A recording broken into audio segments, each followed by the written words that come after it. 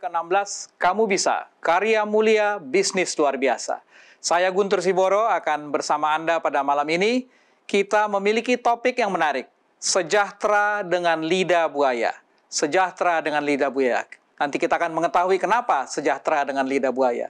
Narasumber praktisi kita malam ini adalah Ibu Rumondang Yunita Situmorang. Beliau adalah ibu rumah tangga yang memiliki banyak kegiatan. Salah satunya adalah menanam lidah buaya. Kita sapa dulu Ibu Yunita Situmorang. Selamat malam, Bu. Selamat malam. Apa kabar? Baik? Puji Tuhan, baik. Baik, terima kasih. Dan seperti biasa kita akan didampingi narasumber ahli kita, 3 orang narasumber ahli kita. Yang pertama, Profesor Daniel Saputra dari Universitas Sriwijaya. Beliau adalah pakar teknik pertanian. Selamat malam, Prof. Daniel. Selamat malam. Apa kabar di Palembang? Baik? Luar biasa. Puji Tuhan. Baik, yang kedua, narasumber kita adalah Dr. Insinyur Zakaria Sukom, MP. Beliau dari Universitas Patimura. Beliau adalah ahli budidaya pertanian. Selamat malam, Dr. Hukom. Selamat malam, Dr. Hukom. Terhubung kita? Iya, selamat malam. Selamat malam. Pak. Ya, baik. Baik, narasumber ketiga kita adalah Dr. Insinyur Johanna Taribuka, MP. Beliau juga dari Universitas Patimura. Beliau juga seorang ahli proteksi pertanian. Selamat malam, Dr. Johanna. Selamat malam, Pak Sugiro. Ya, apa kabar di Ambon? Hujan, Pak. Hujan ya, dan sudah jam 8 malam saat ini. Baik. Iya, sudah malam, Pak. Iya. Kita akan berdiskusi, berbincang-bincang tentang lidah buaya. Lidah buaya ini berasal dari Kepulauan Kanari di sebelah barat Afrika. Dikenal juga dengan nama aloe vera. Lidah buaya ini satu keluarga dengan kaktus. Jadi memang kalau kita lihat, lidah buaya tidak memerlukan air yang banyak karena memang satu keluarga dengan kaktus. Lidah buaya ini sangat bermanfaat, menjadi tanaman yang bisa dimakan, menjadi obat, dan kosmetik. Bahkan sejak zaman Mesir kuno dan Yunani sudah dipakai untuk obat dan kosmetik. Kalau di Indonesia banyak ditanam di berbagai daerah. Salah satu penghasil lidah buaya terbesar adalah Kabupaten Karanganyar. Ya. Dan kenapa kita bicara lidah buaya malam ini? Kenapa kita mengundang Ibu Yunita Situmorang? Yang pertama dari sisi bisnis, ini merupakan bahan baku industri herbal dan domestik. Dan kita bisa juga tanyakan kepada Ibu Yunita nanti, walaupun beliau tidak membudidayakannya secara besar-besaran, ini juga marginnya lumayan. Nah, dari sisi konsumen, kandungan nutrisi pada pelepah bisa dipergunakan untuk makanan dan minuman, ya seperti dodol, jeli, kerupuk, dan bisa dipakai untuk obat dan kosmetik. Kandungan nutrisinya luar biasa, ada vitamin, mineral, enzim, dan asam amino. Kegunaannya, para pemirsa, banyak sekali. Beberapa hal digunakan untuk antimikroba, pembersih tubuh, penstabil kadar kolesterol, mengandung antibiotik untuk melindungi tubuh, memperlambat penuaan, dan anti luka bakar. Nanti kita akan tanyakan kepada Ibu Yunita bagaimana beliau sendiri menanam dan menggunakannya. Ada banyak macam lidah buaya, 250 macam. Nanti kita tanyakan kepada Ibu Yunita varietas atau macam apa yang ditanam oleh beliau. Ibu Yunita, sudah berapa lama Ibu menanam lidah buaya ini? Asosiasi Jantung Amerika telah mengidentifikasi gula, pemanis, dan minuman sebagai sumber utama gula tambahan dalam makanan orang Amerika yang berkontribusi terhadap pandemik obesitas di negara mereka. Makanan ini juga dihubungkan dengan resistensi insulin, kecacatan fungsi sel B, perut buncit, prekursor sindrom metabolik, dan diabetes tipe 2. Selain itu, studi terbaru menemukan bahwa minuman-minuman ini meningkatkan inflamasi yang berkontribusi terhadap arteriosklerosis, stabilitas plak, trombosis, dan resiko-resiko serangan jantung dan stroke. Itu adalah fakta, tetapi ada pengharapan. Allah memberikan kita sebuah minuman yang sempurna yang tidak menaikkan berat badan atau menyebabkan penyakit kronis. Air. Air tidak memiliki kalori atau zat-zat tambahan, dan air tersedia di mana saja, tidak mahal, dan aman pada umumnya. Jadi, bantulah kesehatan Anda, tuangkan untuk diri Anda sendiri segelas minuman dari Allah yang sempurna. Maaf pemirsa, kita mengalami barusan gangguan audio, kita lanjutkan. Ibu Yunita, sudah berapa lama Ibu menanam lidah buaya dan sudah berapa lama mengkonsumsi lidah buaya? Silakan Bu Yunita.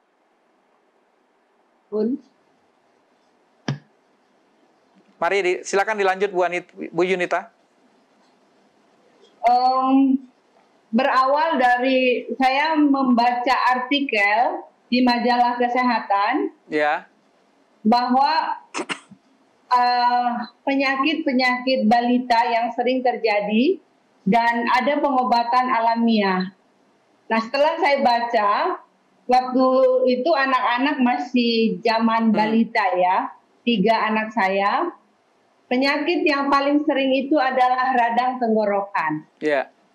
Nah, jadi di artikel itu, untuk mengobati radang tenggorokan, disitulah saya baca lidah buaya, madu, dan jeruk nipis.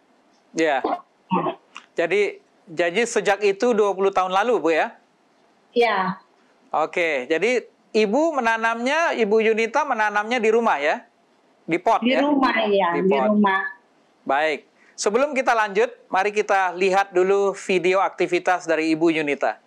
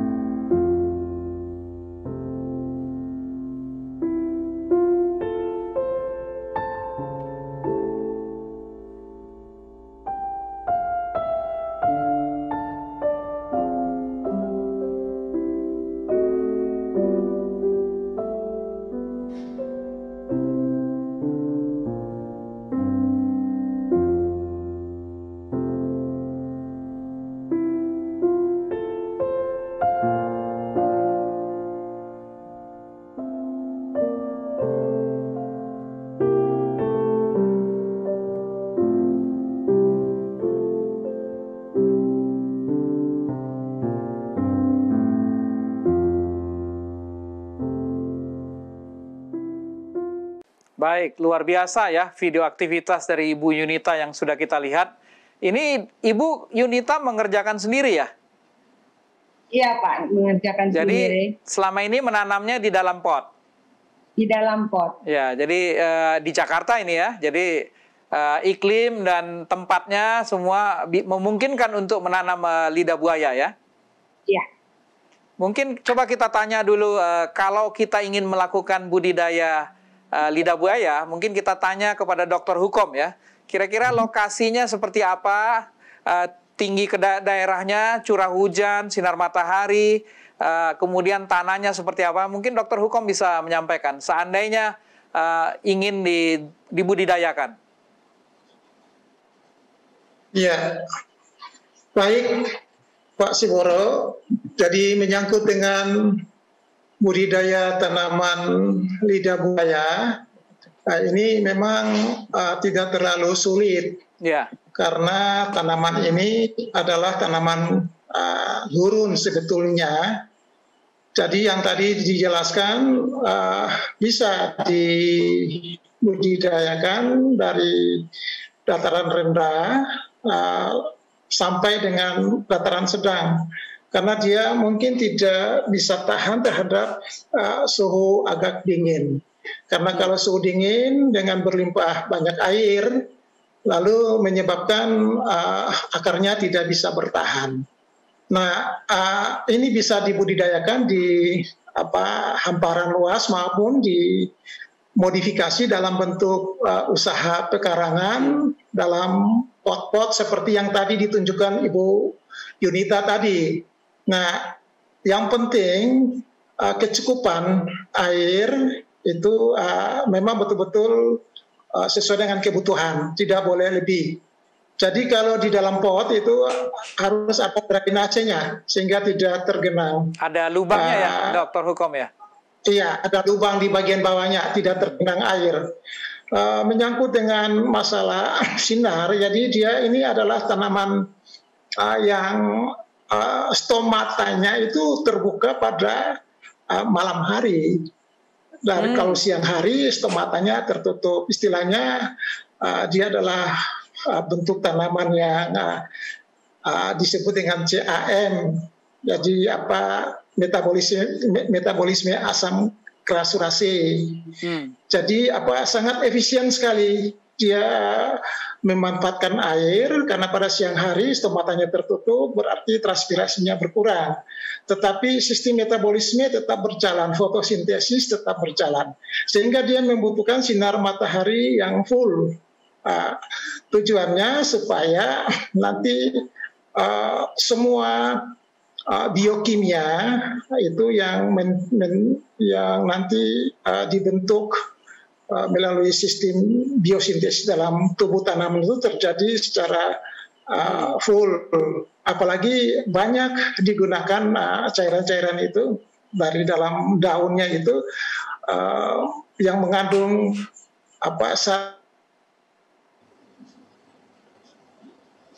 jadi boleh yang disebut ditanam di daerah kering ya? Untuk panennya, cairannya kurang baik.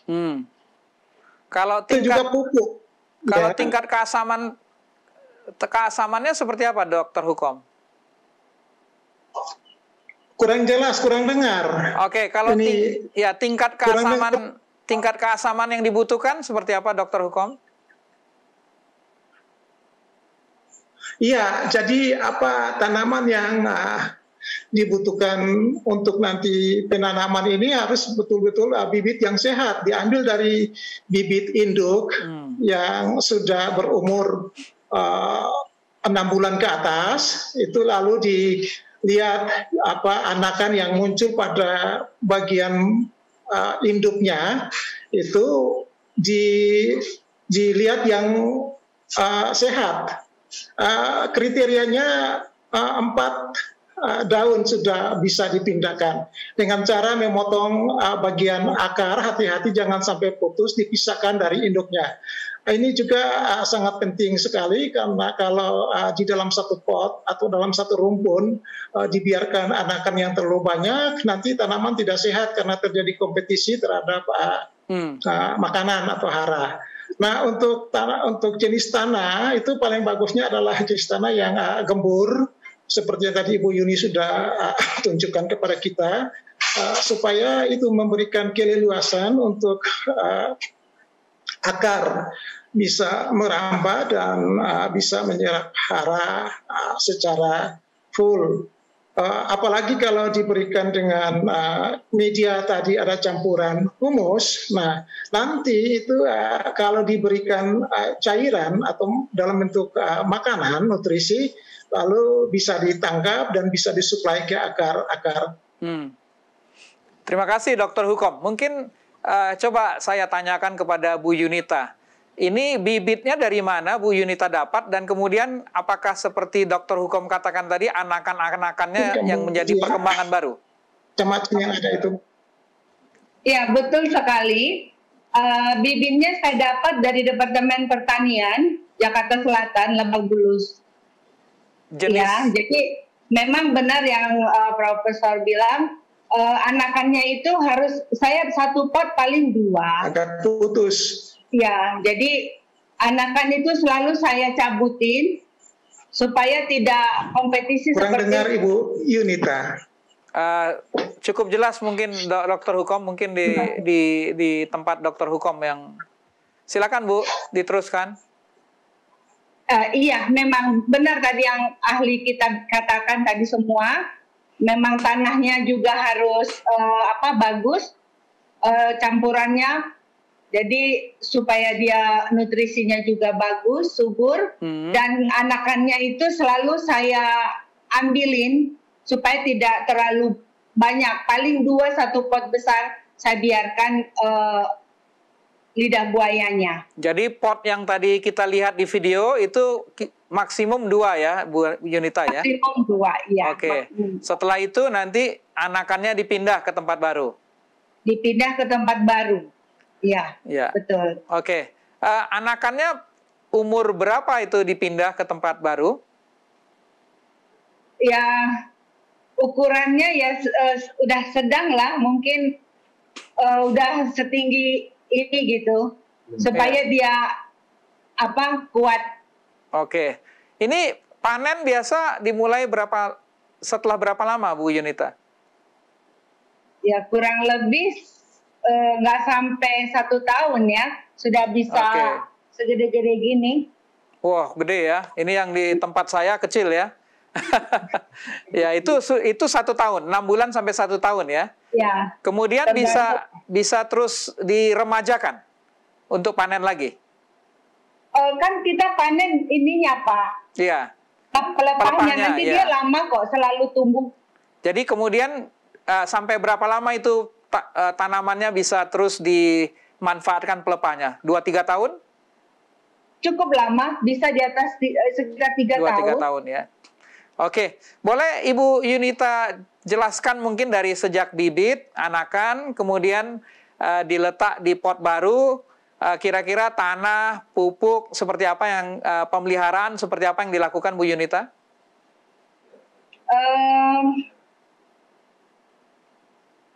Artinya waktu menanam baru itu dengan kompos, saya suka kasih sekam ya. Ya, sekam, terus saya kasih juga sedikit puradan dan kapur jiolik saya kasih sedikit. Oke. Kemudian jadi, disiram, disiangi seperti apa? Ya, setelah saya campur untuk beberapa hari baru saya tanam. Saya tanam di dalam pot itu. Oke. Itu beberapa lama kemudian diadakan pemupukan lagi atau bagaimana? Tanahnya itu saya gemburin setiap sekali sebulan. Saya kasih pupuk kandang atau pupuk kompos yang saya buat sendiri. Sendiri ya. Beberapa sesi yang lalu kita belajar buat pupuk cair ya dari Bu Yunita. Jadi dipakai sendiri. Kembali mungkin ke Dr. Hukom. Udah tersambung kembali ya. Kalau ingin budidaya lidah buaya, ini kira-kira seperti apa, Dr. Hukom? Apakah pakai bedeng, kemudian drainasenya seperti apa, pemupukannya sama dengan apa yang dilakukan di rumah oleh Ibu Yunita atau berbeda untuk budidaya? Iya, baik. Untuk budidaya lidah buaya, baik itu di lahan secara konvensional maupun di dalam pot-pot, pada prinsipnya sama. Pada prinsipnya sama karena yang dipentingkan adalah suplai nutrisi yang bisa diserap oleh tanaman lidah buaya, dan juga persyaratan-persyaratan lain seperti sinar matahari itu penting. Kemudian bagaimana caranya untuk bisa menciptakan kondisi tanah yang memang betul-betul subur. Kalau itu lahan konvensional yang ditanam secara terus-menerus, nah itu kita perlu memberikan pupuk yang juga nanti berimbang dengan pupuk dasar ya, pupuk dasar dalam hal ini pupuk organik seperti pupuk kandang itu. Nah, kemudian di dalam pot pun juga sama, itu kita harus memperhatikan jumlah tanahnya perbandingan dengan tanah berbanding dengan pasir atau dengan kompos. Nah, supaya mendapatkan hasil yang paling terbaik itu perlu diketahui jenis sabthara apa yang sangat dibutuhkan di dalam media tanam itu, baik konvensional maupun di dalam pot, sehingga kita bisa memberikan makanan yang sangat tepat bagi tanaman. Di samping itu air, memang air sudah merupakan suatu persyaratan karena air merupakan media pelarut untuk nanti melarutkan mineral-mineral yang ada dalam tanah itu menjadi ion dan mudah diserap. Nah, tadi saya perlu tambahkan bahwa karena jenis tanah yang dibutuhkan untuk pertumbuhan tanam budidaya lidah buaya ini adalah jenis tanah yang memang seperti lempung berpasir, karena ini jenis tanah yang paling banyak itu tanah berpasir karena tanah gurun seperti kaktus. Nah, sehingga betul-betul kita bisa memperhatikan nutrisinya, karena otomatis menurut pemahaman saya bahwa pada jenis tanah seperti lidah buaya ini, itu pemberian unsur hara yang berlebihan itu tidak diikat oleh media tanam, tetapi nanti dia, kalau itu dalam bentuk cairan, dia nanti bergerak tercuci ke bagian arah bawah sesuai dengan gerakan gravitasi, sehingga dia tidak mudah terikat atau dia tidak mudah bisa tersedia pada akar. Nah, oleh karena itu perlu sekali kita memperhatikan teknik pemupukan pada tanaman lidah buaya ini satu paket, sebetulnya satu paket dengan air. Kalau di konvensional yang kurang air, yaitu berarti kita harus memperhatikan jenis pupuk apa yang nanti bisa diberikan dan bisa tersedia kepada akar tanaman. Mungkin itu. Baik, terima kasih Dr. Hukom. Itu yang bisa saya sampaikan. Baik, terima kasih Dr. Hukom penjelasannya. Ibu Yunita, berapa sering disiram, Bu? Tadi Dr. Hukom mengatakan nggak terlalu perlu banyak air, tapi berapa sering Ibu siram? Kalau seperti sekarang ini musim hujan, saya tidak pernah siram. Iya. Ya, kalau musim kering memang saya perhatikan kalau dia kurang air, pelepahnya ini jadi tipis. Kalau dia kurang air. Jadi kalau agak tipis disiram lebih banyak. Iya, jadi saya siram sih 1 kali sehari aja kalau musim kemarau. Kemudian perawatan dan pemeliharaan apa yang Ibu lakukan secara berkala? Sebenarnya gampang sekali. Ini tanaman tidak rewel ya. Sangat gampang. Tidak manja ya. Sangat gampang untuk kita tanam, kita rawat sangat gampang, tapi fungsinya sangat banyak. Ya. Jadi hanya disiram saja, jadi dia tidak banyak penyakit kok yang saya alami selama 20 tahun ini. Tidak banyak penyakit ya. Mungkin kalau di budidaya, selama ini ada hama dan penyakit yang Ibu temui? Sangat jarang sih, mungkin karena letaknya itu dapat full matahari. Iya, dan mungkin siput pun hampir nggak ada. Dan mungkin bibit yang bagus ya, yang ditanam ya. Ya, mungkin bibitnya mungkin bagus juga, dan penempatannya pas dia matahari full dia kena, dan dia mengeluarkan bunga. Mengeluarkan bunga juga, bisa jadi tanaman hias juga ya. Bunga. Iya. Iya. Mungkin kita coba tanya ke Dr. Johana. Beliau ini adalah ahli proteksi tanaman. Hama dan penyakit apa yang sering ditemui untuk budidaya lidah buaya ini? Terima kasih, Pak. Kalau untuk tanaman lidah buaya ini tidak terlalu banyak hama maupun penyakitnya. Tapi yang sering kalau tanamannya terlalu basah, akan muncul jamur ataupun bakteri yang menyerang tanaman tersebut. Nah, kalau saya ikuti tadi penjelasan Ibu Yunita tentang cara budidayanya, itu beliau pakai furadan. Furadan itu salah satu jenis insektisida untuk menghambat serangan dari hama. Jadi beliau sudah protek duluan gitu. Kemudian zeolit itu untuk menarik menyerap air. Jadi sehingga media itu tidak terlalu basah. Nah, cuma tinggal perbandingan yang beliau pakai itu saya belum tahu seberapa banyak beliau pakai.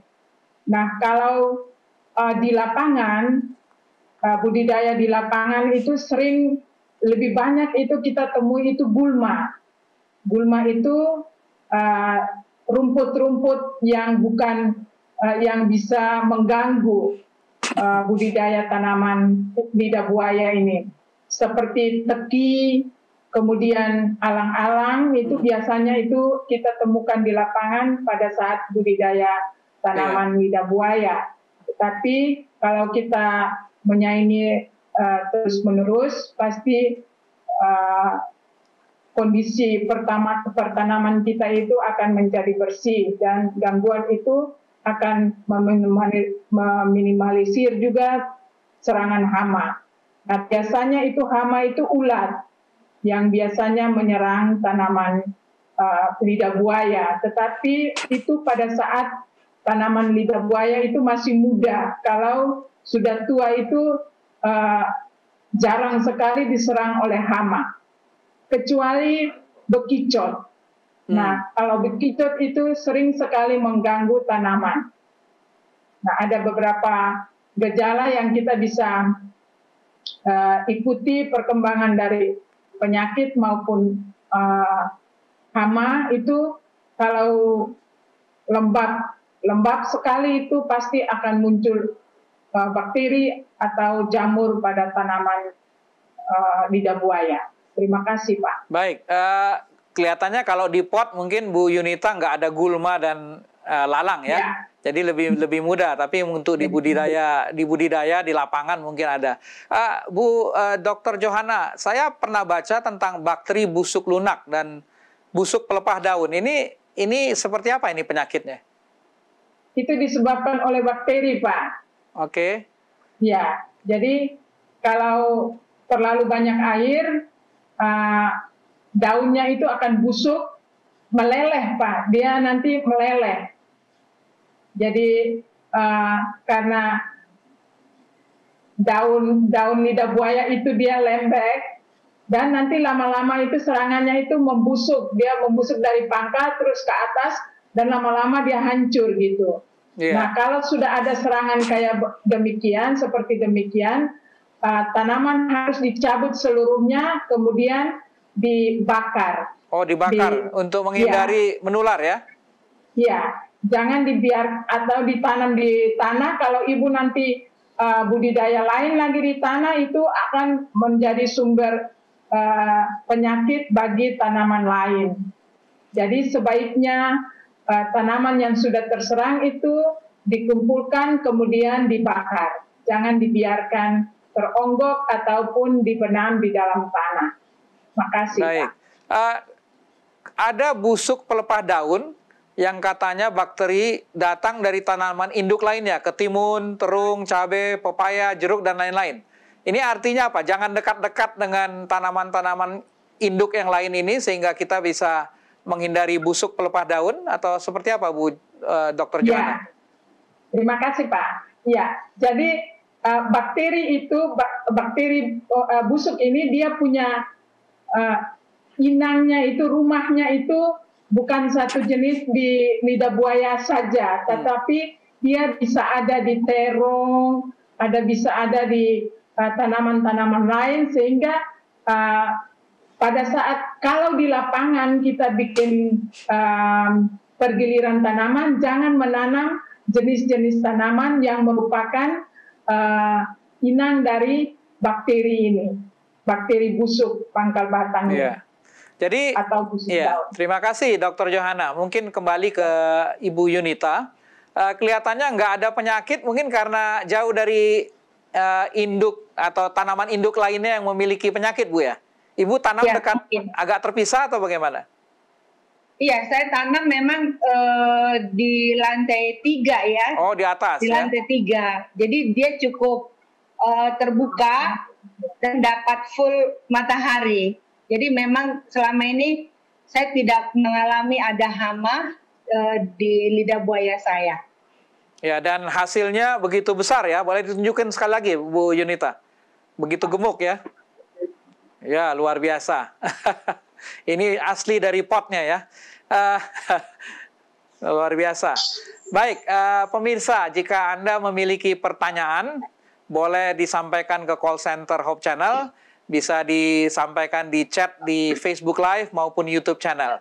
Sebelum kita lanjutkan, kita lihat dulu yang satu ini.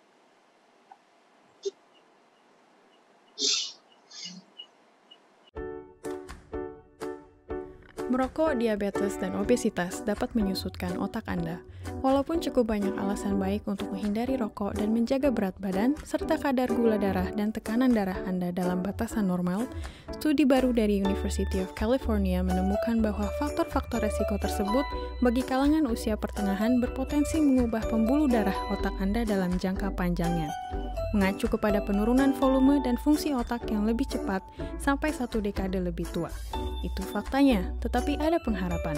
Studi ini menguatkan bukti bahwa gaya hidup yang baik dapat menjaga kemampuan mental dan ada hal-hal yang bisa dilakukan dalam usia pertengahan yang mempunyai dampak dalam peningkatan kesehatan kognitif untuk 10, 20, dan 30 tahun seterusnya.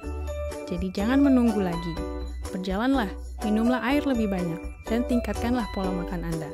Rencana pensiun yang sehat dimulai hari ini. Baik, sebelum kita melanjutkan kepada pemanenan, saya ingin tanya lagi kepada Ibu Yunita, apakah ada tambahan pupuk yang dibuat untuk membuat hasil dari lidah buaya ini sebegitu besar seperti yang ditunjukkan? Nggak ada sih Pak, paling dengan pupuk kandang dan pupuk kompos aja yang saya rutin buat. Rutin itu setiap bulan atau? Sekali sebulan sambil tanahnya digemburin, baru saya kasih pupuk. Itu saja yang dilakukan ya? Itu saja yang saya lakukan. Jadi dengan bibit yang baik, pupuk yang cukup, tanah yang gembur menghasilkan lidah buaya yang begitu besar ya. Dan juga ada pertanyaan juga nih untuk para ahli kami. Silakan, Ibu Yunita mau bertanya, silakan. Saya baca, saya lihat di online, kenapa lidah buaya yang berbunga itu dijual cukup mahal? Apakah ada khasiatnya gitu? Saya belum tahu. Dan memang bibit saya punya itu selalu berbunga gitu, para ahli kami. Baik, jadi apakah ada khasiatnya ya? Apakah Prof. Daniel mungkin bisa bantu jawab? Baik, terima kasih. Jadi lidah buaya ini tadi selain untuk produksi untuk dimakan dan yang lainnya, tapi juga dia untuk tanaman hias. Jadi kalau untuk produksi sebetulnya tidak diinginkan dia berbunga. Kenapa? Karena kalau dia berbunga, dia siap untuk menghasilkan biji dan menyerap sari makanan yang ada di dalam yang sudah disimpan di pelepah. Ya. Nah, jadi kalau berbunga itu kan jarang berbunganya. Jadi ini merupakan hiasan yang luar biasa. Ya. Jadi kalau dijual memang lidah buaya yang ada bunga lebih mahal, itu lebih berharga, khususnya untuk tanaman hias di rumah daripada daunnya, dijual pelepahnya. Jadi itu memang hanya untuk tanaman hias, dan karena ini langka, makanya tidak semua lidah buaya itu berbunga, begitu. Dan Ibu Yunita punya lidah buaya yang berbunga itu juga sudah luar biasa. Dan pada waktu berbunga pasti ibu akan pameran sama teman-temannya kan.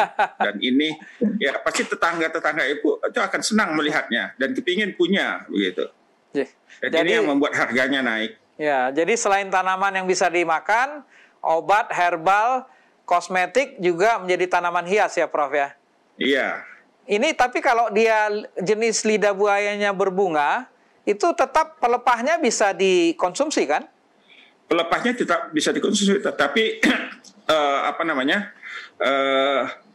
bobotnya itu berkurang. Jadi kegemukannya itu berkurang, dia agak menjadi kurus karena sebahagian energinya diberikan untuk bunga. Okay. Karena bunga itu kan sebetulnya untuk keturunan berikutnya dia.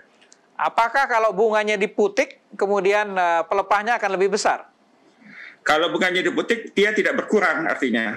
Tidak berkurang ya? Iya, tetapi kan harganya tetap seperti harga pelepah lidah buaya. Tetapi kalau berbunga, sebagai tanaman hias, dia akan lebih mahal daripada sebagai lidah buaya segar. Baik.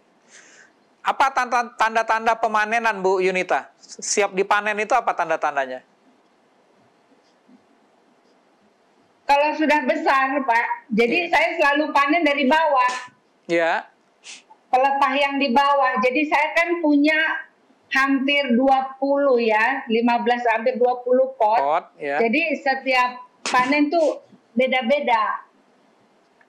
Oke. Hari ini mungkin pot yang satu, besok gitu, ganti-ganti. Jadi tanda-tandanya apa? Sudah besar, ada warna tertentu atau? Udah besar dia dan agak hijaunya gelap ya, apa ya? Hijaunya lebih pekat? Lebih pekat, iya. Oke. Cara memanennya seperti apa, Bu? Dipotongnya di mana? Dari bawah sekali, Pak. Saya buka. Jadi dari Jadi ini udah dipotong, udah dibuang bawaannya tadi. Jadi pelepahnya dari bagian luar dipotong, jangan sampai mengenai batang, Bu ya? Iya, jangan. Jangan melukai. Ditarik aja bisa kok. Baik. Ini dari nilai ekonomisnya, kalau ada yang beli, berapa Ibu jual? Jadi teman-teman di kompleks itu mungkin karena mereka berpikir fresh, baru dipanen langsung. Jadi teman-teman olahraga yang selalu beli. Berapa per kilo? Kalau di pasar berapa per kilo? Kalau Ibu jual berapa per kilo, Bu? Ya buat teman-teman paling 25 aja sekilo. 25.000 ya? Per kilo. Kalau di pasar berapa, Bu? Maksudnya di supermarket mahal, Pak. Bisa 15.000 dia buat satu. Satu pelepah saja? Satu pelepah. Iya, satu pelepah. Kira-kira kalau dari satu pot, Ibu bisa dapat berapa pelepah atau berapa kilo? Banyak, Pak, banyak. 15? Bisa satu lidah buaya itu yang bisa sampai 10, 15 pelepah dia. 10 sampai 15 pelepah ya? Ya. Dari satu pot ya? Satu pohon. Kalau dihitung kilo, berapa kilo kira-kira itu? Dengan besaran yang seperti Ibu dapatkan itu? Kurang lebih bisa 2 untuk 1,5 kilo. 2 untuk 1,5 kilo ya? Ya, jadi 1,5 kilo. Ini berarti kira-kira ini grade A ya? Karena saya baca kalau grade A itu kira-kira 800 gram ya? Ya mungkin, Pak. Ya. Atau mungkin Prof. Daniel punya tips untuk pemanenan dan penjualan seperti apa? Baik, memang makanya judulnya kita buat, judulnya ini sejahtera dengan lidah buaya, karena memang lidah buaya ini harganya relatif lumayan ya, tergantung kepada mutunya. Untuk mutu A seperti ini memang antara 700 sampai 900 gram per pelepah ya.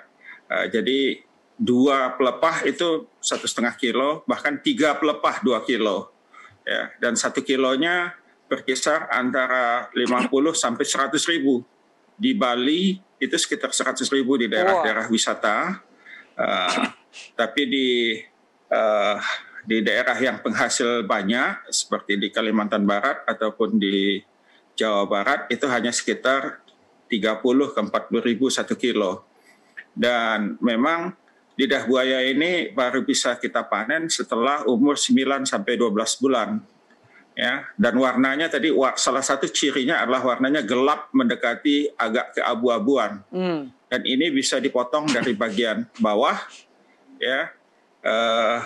Dan bisa kita panen setiap bulan ya, setiap bulan sekali seperti yang dilakukan oleh Ibu Yohana, dan kalau kebutuhan meningkat bahkan bisa setiap 3 minggu dipanen. Dan ini bisa bertahan 3 sampai 5 tahun. Baru kita perlu remajakan. Nilai ekonomisnya panjang ya, Prof ya? Nah, nilai ekonomisnya panjang dan juga harganya. Jadi mungkin di tingkat petani kita bisa katakan kalau di tingkat petani ya mungkin 30 lah ya, 30 ke 40 ribu, dan ini bisa sepanjang tahun petani bisa mendapat income-nya. Hanya saja tadi masa tunggunya dari sejak pertama kali tanam itu perlu sekitar 9 ke 12 bulan. Nah, dengan pemupukan seperti yang dikatakan Pak Hukom tadi, maka lidah buaya yang jumbo seperti yang digunakan oleh Ibu Yunita ini ya, yang jumbo dan akan menghasilkan grade A, itu akan menghasilkan harga yang lumayan dan sejahtera. Bukan hanya sejahtera secara ekonomi, dan juga bisa membuat keluarga kita sehat. Kalau kita konsumsi seperti yang dibuat oleh Ibu Yunita, kita tanam di pot di rumah. Iya. Baik, jadi inilah kenapa judulnya Sejahtera dengan Lidah Buaya ya. Iya, ya. Betul. Baik, terima kasih Prof. Daniel. Tadi Prof sudah singgung sedikit soal peremajaan dan Ibu Yunita sudah bicara sedikit tentang anakan tadi ya. Mungkin saya minta masukan atau pendapat dari Dr. Hukom, seperti apa peremajaan yang baik sehingga bisa menghasilkan lidah buaya yang baik terus. Ada masukan Dr. Hukom? Ya.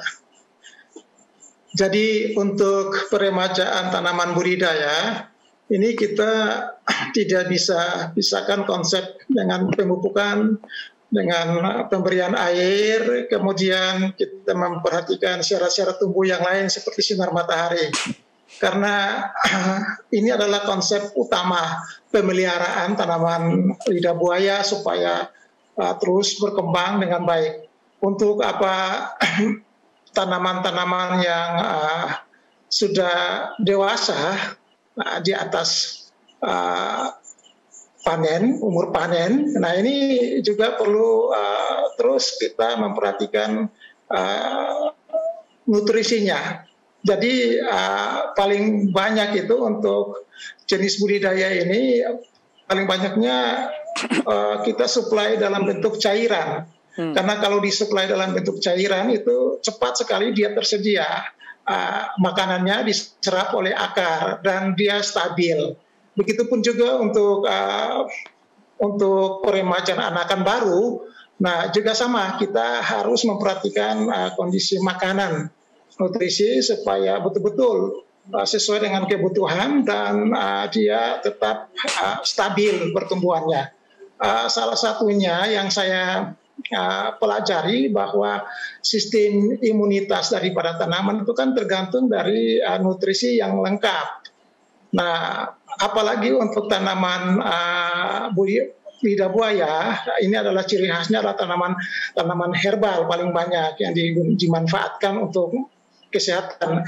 Dan ada faktor unik daripada tanaman budidaya ini yang tidak sama dengan jenis tanaman lain, karena dia mengandung begitu banyak zat-zat biokimia di dalam pelepah yang bisa diambil. Nah, inilah sasarannya untuk bagaimana caranya kita bisa memanen zat-zat itu full dan nanti bisa dikonsumsi secara langsung maupun olahan lanjutannya sehingga betul-betul bermanfaat. Tidak bisa lari dari kondisi kecukupan hara. Jadi di sini penting manajemen hara yang tepat guna bagi tanaman itu sendiri. Menyangkut dengan pembungaan tadi, jadi bisa kita pelihara bunga muncul, tetapi tidak mengurangi bobot daripada pelepah lidah buaya. Karena apa? Karena nutrisinya cukup. Jadi di samping dia masuk untuk masa reproduksi,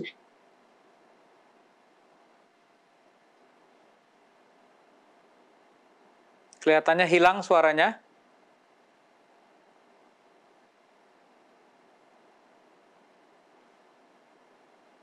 Baik, kelihatannya hilang suara dari Dr. Hukom. Kita lanjut sedikit sambil kita menunggu audio yang lebih baik. Ibu Yunita ini semangat sekali tadi menceritakan bagaimana mengolahnya ya. Jadi setelah dipanen, ini diapakan nih Bu Yunita? Kita juga ada dapat videonya, mungkin sambil videonya ditayangkan, Ibu Yunita bisa ceritakan setelah dipanen, diolahnya seperti apa, dicampur seperti apa, kemudian diminum seperti apa. Silakan Bu Yunita. Terima kasih. Sambil udah videonya kan? Ya, ini sambil sudah videonya ditayangkan. Iya. Ya itu, jadi ini saya buang dulu kulitnya. durinya. Setelah dicuci bersih, saya buang durinya, saya potong, baru saya kulitin. Oke. Saya kulitin, nanti dagingnya itu saya masukkan ke gelas, dikasih madu sama jeruk nipis atau lemon, gitu. Dan langsung diminum, Bu Yunita? Langsung diminum. Jadi tidak kalau menurut saya sih sebagai orang awam, kalau bisa fresh, masih ada lendirnya mungkin lebih bagus daripada yang sudah diolah ya. Oke. Masih full nutrisinya. Jadi kita selalu fresh, jadi masih ada lendirnya kita konsumsi. Jadi agak berlendir pun tidak apa-apa ya Bu Yunita ya? Tidak apa-apa menurut saya. Karena dia kan ada seratnya, masih lendirnya masih full lah. Baik. Ini anak-anak Ibu juga nggak ada masalah minum ini ya? Ya, saya mau sharing sedikit mengenai tadi buat pemirsa yang mungkin masih memiliki anak balita atau kita orang dewasa juga kalau panas dalam atau tenggorokan nggak enak, kita selalu di rumah langsung minum lidah buaya. Jadi waktu anak-anak balita itu, kalau mereka panas radang tenggorokan, saya bawa ke dokter. Dokter bilang, Bu, ini radang tenggorokan. Oke, ini antibiotiknya 4 kali ya Bu sehari. Oke dok. Nah, terus saya pernah tanya, dok, apakah radang tenggorokan bisa membawa kematian? Dokter anak bilang tidak membawa kematian kalau tidak ada penyakit yang menumpang. Jadi setiap mereka panas, saya selalu bawa ke dokter, tapi saya tidak pernah tebus antibiotiknya. Saya kasih mereka seperti dokter bilang 4 kali sehari. Saya kasih lidah buaya 4 kali sehari. Nah, tapi tipsnya, kalau anak-anak balita sebelum sakit, kita kasih dulu mereka makan. Jangan waktu sakit kita kasih nggak bakalan. Jadi kita sudah biasakan dulu. Mereka lihat kita sama-sama makan, bahwa ini enak dan bagus. Jadi kalau mereka sakit, kita kasih 4 kali sehari itu pasti akan turun panasnya. Dan memang maaf dia akan agak ke belakang. Jadi seperti detox menurut ahli yang pernah saya tanyakan, karena saya kasih 4 kali dia sehari kalau dia panas oleh radang tenggorokan. Jadi memang bagus sekali untuk para pemirsa, karena pengalaman saya sudah bertahun-tahun, menanamnya tidak sulit, ya merawatnya tidak sulit, tapi kegunaannya yang banyak. Sudah kami rasakan di rumah. Jadi kalau kita kurang makan sayur, kurang kira-kira serat kurang, kita bisa langsung konsumsi lidah buaya. Itu yang kami lakukan bertahun-tahun di rumah. Jadi untuk masa pandemik ini juga saya rasa nutrisinya sangat bagus untuk menaikkan imunitas tubuh. Jadi itu pengalaman untuk para pemirsa supaya menanam lidah buaya di rumah masing-masing. Fungsinya banyak sekali buat rambut. Kalau saya juga muka kepanasan, saya taruh ke muka, semua saya pakai. Jadi itu pengalaman yang sudah kami lakukan. Baik. Terima kasih. Baik, terima kasih Bu Yunita, pengalamannya luar biasa. Jadi lidah buaya ini juga menjadi apotik rumah tangga, Bu ya. Jadi menjadi nutrisi dan apotik rumah tangga. Sebelum kita mungkin menanyakan dari narasumber ahli kita terkait kegunaan, saya ingin bacakan dulu beberapa pertanyaan yang sudah masuk dari pemirsa. Yang pertama dari Duma Manurung, beliau menanyakan, aku punya lidah buaya tapi hanya sebagai hiasan bunga saja. Apa manfaat lidah buaya? Tadi sudah disampaikan oleh Ibu Yunita ya, selain ternyata Ibu Duma ini saya asumsikan, dia pikir hanya hiasan bunga, tapi manfaat lidah buaya yang lain-lain mungkin banyak ya. Mungkin narasumber kita mau tambahkan, apalagi manfaat lidah buaya selain atau ditambah yang sudah disampaikan oleh Ibu Yunita. Mungkin Prof. Daniel, apalagi yang bisa... Ya, baik. Memang lidah buaya menurut hasil penelitian para ahli mempunyai sifat satu, yaitu anti-inflamasi. Jadi semua radang-radang, baik radang tenggorokan maupun radang yang lain, itu sudah terbukti dapat disembuhkan dengan lidah buaya. Selain itu, serat yang ada di dalam lidah buaya disebut dengan serat diit, yaitu serat yang larut dalam air, ya, dan ini bisa larut masuk ke dalam darah, dan ini amat penting dalam menurunkan kolesterol dan mencegah penyakit jantung. Ya, jadi kalau ada luka atau apa, ya, atau memar seperti tadi kulit yang mulai terbakar, ya, itu bagus diberi dengan lidah buaya. Dan pada saat ini para ahli menduga bisa juga digunakan untuk meningkatkan imunitas tubuh, walaupun belum ada uji klinisnya, tetapi secara uji laboratorium, ya, di tabung reaksi itu sudah terbukti bisa menangkal virus. Tetapi ini masih perlu penelitian lebih lanjut, khususnya pada masa pandemi COVID, ya, perlu penelitian lebih lanjut untuk membuktikan hal ini. Tetapi yang pasti dia anti-inflamasi, antivirus, mempunyai sifat antivirus, dapat menurunkan kolesterol karena dia mempunyai serat diit, punya pektin yang banyak, ya, pektin yang tadi lendirnya itu justru makin berlendir makin bagus, ya, sehingga tadi apa semua yang diceritakan oleh Ibu Yunita itu secara pengalaman itu juga sudah diteliti secara oleh para ahli, itu terbukti memang benar. Jadi bagus untuk menurunkan kolesterol tadi, Prof, ya? Bisa, betul. Karena tadi yang pektinnya itu, seratnya itu bisa larut, ya, bisa masuk ke dalam darah. Dan itu bisa membersihkan pembuluh darah, walaupun tidak secepat kalau kita pakai obat medis. Baik. Tetapi untuk pencegahan ini bagus sekali. Baik, ini ada pertanyaan lain, mungkin kita baca dulu pertanyaan lain dari Bapak Erianto, ya. Apakah lidah buaya bisa dilalap atau dimasak dulu? Mungkin Ibu Yunita boleh berikan komentar. Apakah bisa dilalap atau harus dimasak dulu? Untuk menjadi makanan? Dimakan mentah. Dimakan mentah bisa, ya? Dimakan mentah. Saya makan mentah. Ya, saya makan mentah. Ya. Justru menurut saya lebih bagus nutrisinya kalau dia mentah, dan langsung, jangan kalau dia udah agak lama kita proses nanti lendirnya juga habis. Iya. Jadi langsung. Iya, jadi sebaiknya memang langsung, ya. Bahkan tadi semakin banyak lendirnya semakin baik. Mungkin narasumber lain, Dr. Yohana atau Dr. Hukom, boleh ada yang mau ditambahkan terkait dengan kegunaan ataupun pengolahannya? Ya, saya tambahkan sedikit, Pak. Iya, silakan, Bu. Lidah buaya itu seperti tadi Pak Daniel sudah katakan, dia anti-inflamasi. Itu kalau terbakar ditaruh di bagian yang terbakar itu juga bisa disembuhkan. Untuk luka bakar, ya, Bu? Ya, untuk luka bakar itu sejuk dan cepat sembuh. Baik. Kemudian luka potong juga bisa, itu bisa ditaruh juga. Itu pengalaman-pengalaman yang sudah terjadi dan menggunakan lidah buaya. Baik.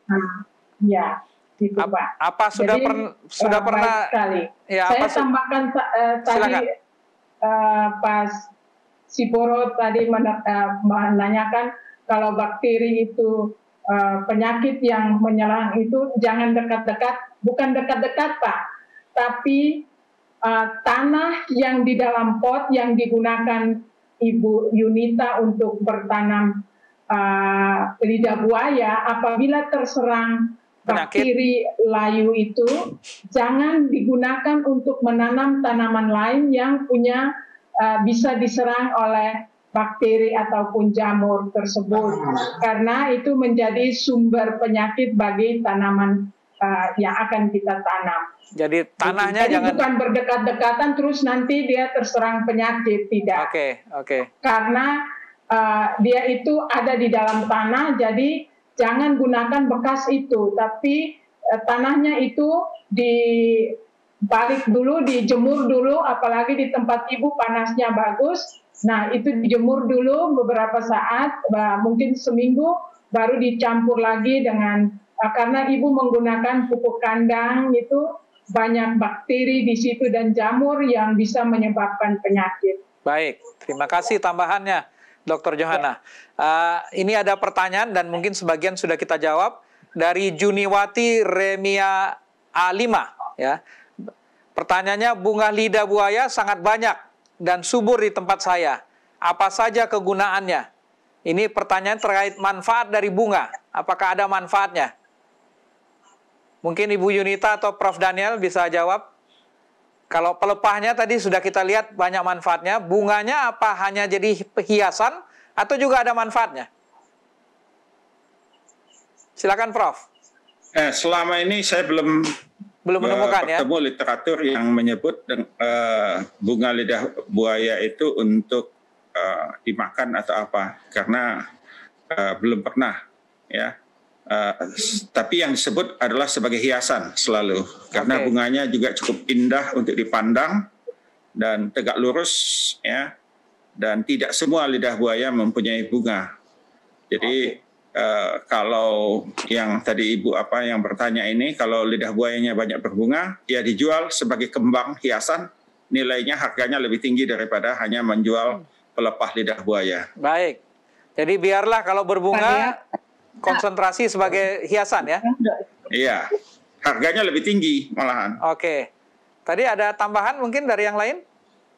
Oke. Ibu Yunita mungkin tadi. Ya, Ibu Yunita belum pernah jual sebagai hiasan, Bu? Belum pernah. Jadi hanya sebagai ini ya, pelepahnya ya. Baik, masih ada. Memang kita lihat di online itu harganya nggak masuk akal. Iya, mungkin ditawarkan sekali-sekali Bu di online. Kalau bunganya bagus, tadi Prof. Daniel bilang sangat-sangat memiliki nilai ekonomis. Baik, ada pertanyaan lain dari Rile Silalahi ya. Pertanyaannya adalah apakah pelepah lidah buaya boleh ditanam? Jadi ini saya kira tadi sudah kita bahas sedikit, tapi mungkin Dokter Hukom boleh jawab. Apakah pelepah lidah buaya boleh ditanam? Jadi pelepahnya langsung. Silakan Dokter Hukom. Iya, baik. Ya, pelepah juga bisa ditanam. Selain dari anakan, pelepahnya juga bisa ditanam. Karena itu pada pelepah itu kan dia mengandung berbagai macam nutrisi yang mendukung pembentukan hormon yang bisa merangsang pertumbuhan akar. Yang penting di situ kita harus pelihara dengan pemberian air, ada sinar matahari dan nutrisi yang lengkap. Itu bisa dia merangsang pertumbuhan akar. Baik, jadi ya mungkin itu yang bisa saya tambahkan. Baik, terima kasih Dokter Hukom. Ibu Yunita pernah tanam langsung pelepahnya, Bu? Belum, justru saya belum pernah dengar. Baik, jadi ini masukan yang baik ini. Apakah lebih baik anakan atau pelepah, Dokter Hukom, untuk ditanam? Yang paling baik adalah yang kita ambil anakan yang sudah memenuhi persyaratan dari induk, jadi cepat. Jadi kita pisahkan dari induk, lalu kita pindahkan seperti praktis yang sudah dilakukan oleh Ibu Yunita. Baik. Ya seperti itu. Kalau untuk dari segi perbanyakan lewat pelepah, itu kan ada teknologi yang bisa pengembangan kultur jaringan, itu bisa dibuat. Baik. Nah, supaya bisa mendapatkan kapasitas bibit yang cukup banyak. Dan ini juga perlu banyak uji penelitian di laboratorium. Itu yang bisa saya tambahkan. Mungkin saya bisa memberikan suatu penjelasan kenapa sampai tanaman lidah buaya itu unik dari jenis-jenis tanaman berkaitan dengan hara. Hara itu satu paket dengan air dan sinar matahari. Mungkin saya bisa tayangkan satu ini yang mungkin bisa dimengerti, bisa dilihat ya, Pak. Ini bisa dilihat atau tidak ya? Mungkin. Halo? Ya, belum terlihat, Dok. Tapi sambil. Ya, ini kalau bisa dilihat bagus. Ya. Karena apa? Karena kaitan dari hasil akhir dari tanaman secara umum, yaitu ketika kita memberikan hara, yang lengkap, makro mikro, kemudian dia mendapatkan sinar matahari yang cukup, itu terjadi fotosintesis. Jadi fotosintesis terjadi, itu ada gula yang diakumulasi pada jaringan daun, dan biasanya itu berinteraksi, dia menghasilkan energi untuk menyerap hara makro mikro yang lain, dan dia berinteraksi dengan hasil fotosintas, lalu membentuk hormon, membentuk yang tadi lignin, membentuk hormon, membentuk protein, lemak, kemudian berbagai macam jenis enzim, kemudian zat-zat proteksi yang lain. Teristimewa yang ini yang dikandung oleh daun cairan daripada pelepah lidah buaya, sehingga dia memberikan kontribusi terhadap kesehatan yang cukup tinggi. Jadi itu kalau memang diperhatikan konsumsi nutrisi untuk lidah buaya, tanaman lidah buaya, itu pasti panen zat akhir sebagai bioaktif itu sangat tinggi sekali. Dan kalau kita minum, kita cepat pulih, sembuh. Kalau diolah lanjutan dalam bentuk berbagai macam pemanunan olahan lanjutan atau untuk kapsul, itu sangat bermanfaat bagi kesehatan. Saya pikir seperti ini, karena inti daripada tanaman herbal itu kita panen bahan aktifnya yang berfungsi untuk kesehatan. Baik, terima kasih Dr. Hukom. Jadi menyangkut dengan tadi bunga, masalah bunga tadi itu juga bisa dimanfaatkan. Ya, terima kasih Pak. Baik, terima kasih Dr. Hukom. Jadi khasiat dari lidah buaya akan semakin tinggi kalau hara dan nutrisinya diperhatikan. Masih ada pertanyaan, banyak sekali pertanyaan kelihatannya. Saya baca lagi dari Pertin Samosir ya. Pertin Samosir. Pertanyaannya adalah, apakah semua jenis lidah buaya bisa dikonsumsi langsung? Saat kapan bagusnya mengkonsumsi lidah buaya? Mungkin boleh dijawab oleh Prof. Daniel atau Bu Yunita, apakah semua jenis boleh dikonsumsi? Ibu Yunita dulu. Ya, silakan Bu Yunita. Kalau saya memang berpikir, kalau lidah buaya yang kecil-kecil itu kan sedikit, jadi saya nggak pernah konsumsi. Jadi kenapa langsung saya budidayakan yang besar? Jadi gampang, lebih banyak isinya. Jadi kalau yang kecil, saya belum pernah konsumsi memang. Baik. Jadi saya langsung ke yang besar. Jadi kalau makannya juga sih nggak ada aturan harus perut kosong kalau kita ya. Kita kapan aja makan. Kadang kita dalam perjalanan sudah bawa di Tupperware. Atau misalnya kita mau ke pesta ini tips. Kalau kita mau ke pesta sebelum pandemik ini, jadi supaya kita tidak tergoda untuk mencicipin itu semua makanan. Jadi di dalam mobil kita sudah minum lidah buaya. Jadi untuk mengganjal ya. Pas di pesta udah tinggal milih-milih yang mungkin hanya sayur atau hanya buah.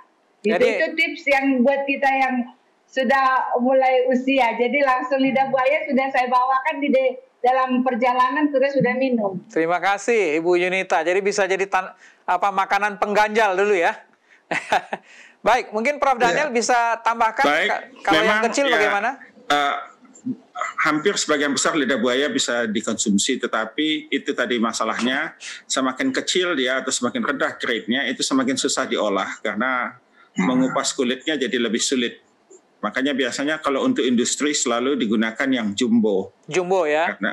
Karena selain dia mudah dikupas, juga mempunyai daging yang relatif mudah dipotong dan dibuat menjadi dadu, ya, diproses, dikemas, dicampur dengan yang lain dan sebagainya. Dan airnya lebih banyak ya, Prof ya? Iya. Baik. Masih ada pertanyaan dari Daisy Yudhistira.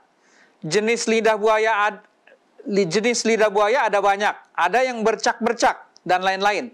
Jenis apa yang terbaik?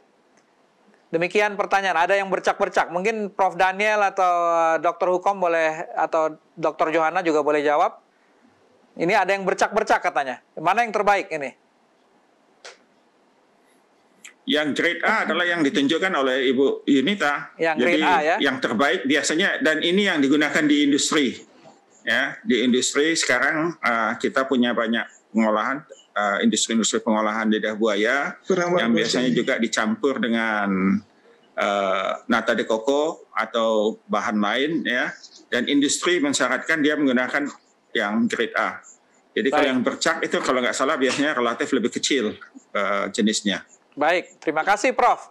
Ada pertanyaan terakhir, bagaimana cara mengolahnya jika akan dikonsumsi? Saya kira sudah dijelaskan tadi oleh Ibu Yunita. Mungkin bagi Saudara Amir Eriks Manurung, bisa dilihat nanti di rekamannya bagaimana cara mengolahnya jika akan dikonsumsi.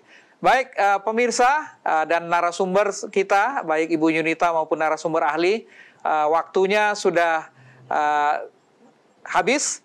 Namun sebelum kita tutup acara Kamu Bisa episode yang ke-16 ini, saya ingin mendapatkan mungkin nasihat atau pesan terakhir dari narasumber kita. Boleh narasumber ahli dulu mungkin? Boleh Ibu Dr. Johana? Ada masukan terakhir bagi Ibu Yunita maupun para pemirsa? Terima kasih Pak. Dari saya, jangan menggunakan air terlalu banyak dalam penyiraman sehingga dapat menimbulkan kesempatan untuk serangan hama maupun penyakit, terutama bakteri dan jamur. Kemudian jangan menggunakan bekas tanah yang sudah terserang bakteri ataupun jamur. Semoga semua yang dilakukan Bu Yunita akan menjadi manfaat bagi kita semua yang boleh mengikuti acara di malam hari ini maupun yang akan mengikuti lewat YouTube. Baik, terima kasih Dr. Johana. Dari Dr. Hukom? Ya, dari saya perlu ditingkatkan budidaya lidah buaya ini dengan menggunakan nutrisi yang memang cukup baik, lengkap, seperti Ibu Yunita lakukan itu per bulan, supaya memang mendapatkan hasil yang cukup baik dari segi bobot maupun kandungan bahan bioaktifnya, sehingga bisa kapan saja kita makan, kita punya tubuh dari berbagai macam stres oksidatif dari luar sehingga kita aman. Baik. Saya pikir ini yang memang sangat penting sekali. Baik, terima kasih Dr. Hukom. Dari Prof. Daniel? Ya, terima kasih. Sejahtera dengan lidah buaya. Lidah buaya bisa menjadi sumber pendapatan yang cukup lumayan, khususnya pada masa pandemi. Cukup menunggu 1 tahun, kemudian bertahun-tahun kita dapat panen terus tanpa perawatan yang rumit terhadap lidah buaya, baik untuk kesehatan, baik untuk rumah tangga, khususnya untuk peningkatan ekonomi rumah tangga. Baik, terima kasih Prof. Daniel. Sejahtera dengan lidah buaya. Dan yang terakhir dari narasumber praktisi kita, Ibu Yunita, Rumondang Yunita Situmorang. Silakan, ada pesan buat pemirsa.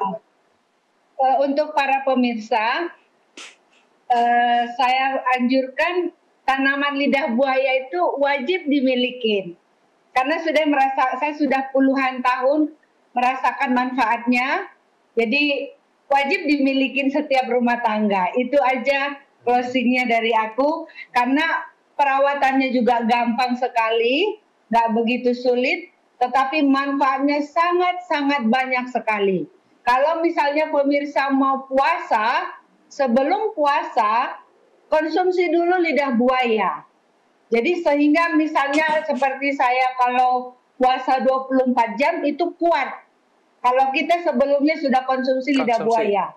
Jadi para pemirsa, tanamlah lidah buaya di rumah masing-masing. Terima kasih. Baik, terima kasih. Pemirsa, waktulah yang membatasi kita, diskusi dan obrolan kita pada malam ini luar biasa. Lidah buaya, menanamnya tidak sulit, manfaatnya banyak, dan bahkan tadi Prof. Daniel mengatakan bisa mensejahterakan kita. Baik para pemirsa, sampai kita bertemu di acara Kamu Bisa di episode yang berikutnya. Terima kasih. Malam. Selamat. Ya.